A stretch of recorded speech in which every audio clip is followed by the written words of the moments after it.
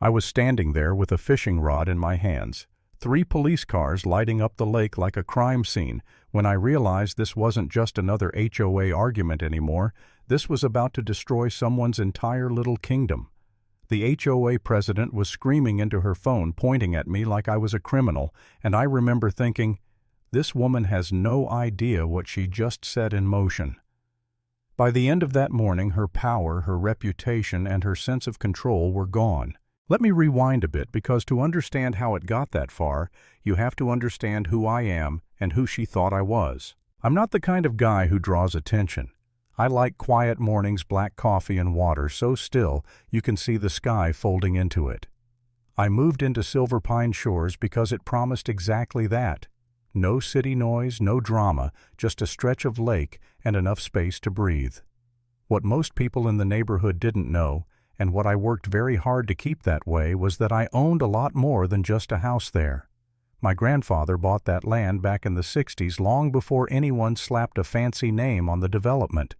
He bought the shoreline, the land behind it, and the lake itself. Passed it down to my father, then to me. Money never interested me the way peace did.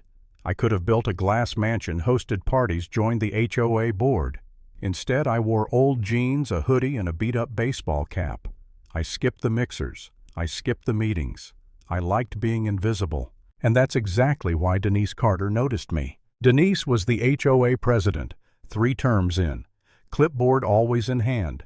Hair always perfect, voice always loud enough to carry across 3 yards in a cul-de-sac. She treated the HOA bylaws like scripture and herself like the final authority. Trash cans out 5 minutes late. Violation. Grass half an inch too tall. Warning letter. Someone painting their front door the wrong shade of blue. Emergency meeting. The first time she saw me was early one morning just after sunrise. I was standing on my favorite rock along the western shore, casting into the water mist rising around my boots. I heard heels on gravel and knew immediately I was about to be interrupted. She didn't say good morning. She demanded to see my resident ID. I remember blinking at her, honestly confused, and saying, "I live here." She looked me up and down, eyes narrowing, flipping through some imaginary list in her head. When my name didn't ring a bell, something shifted behind her eyes. Suspicion turned into certainty. Certainty turned into authority. She told me I was on HOA common property. Told me fishing wasn't allowed before 7 a.m. Told me she'd be documenting the violation. I stayed calm. I always do. I told her she was mistaken and that I'd be happy to clarify things later. That was my first mistake. To someone like Denise, calm isn't cooperation, it's defiance. Within a week, the letters started showing up. Official HOA stationery taped right to my mailbox like a scarlet letter. Unauthorized loitering. Quiet hours violation. Suspicious behavior reported. One letter even accused me of refusing to identify myself to HOA leadership. I laughed at first. I really did. I figured she'd get bored and move on to someone whose grass offended her. But Denise didn't get bored. She escalated. She started watching me. Literally. I'd see her on the hill above the lake with binoculars, jotting notes into a spiral notebook. She recorded me on her phone, whispering commentary like she was narrating a wildlife documentary. She told neighbors there was a vagrant hanging around the water, that I didn't attend meetings, that I was probably casing houses. And slowly I felt the mood shift. People stopped waving. Conversations cut short when I walked by. I was being quietly pushed out of my own neighborhood. That's when doubt started creeping in. I remember standing in my kitchen one night, staring at another warning letter and thinking, is this worth it? I had the means to leave. I could sell the place, disappear somewhere else, avoid the stress entirely.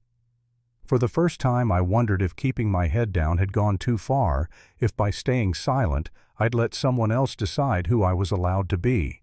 The breaking point came on a foggy morning at 5:30 a.m. I was back at the lake, same hoodie, same rod, same quiet. The mist was thick, the kind that softens everything, makes the world feel smaller and safer. Then I heard her voice, high, sharp, panicked. "There's a dangerous man trespassing on HOA property," she shouted into her phone.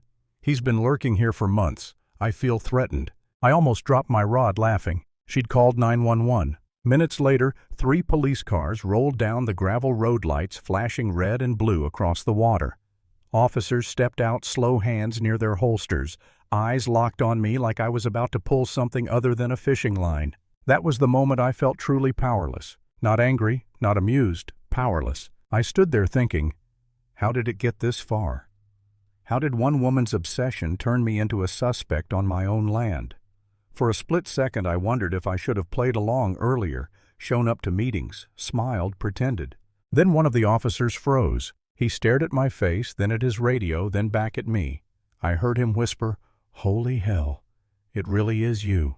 Everything changed. The lead officer, Sergeant Mark Reynolds, walked toward me, then stopped short. He keyed his radio, said something low, and turned to Denise.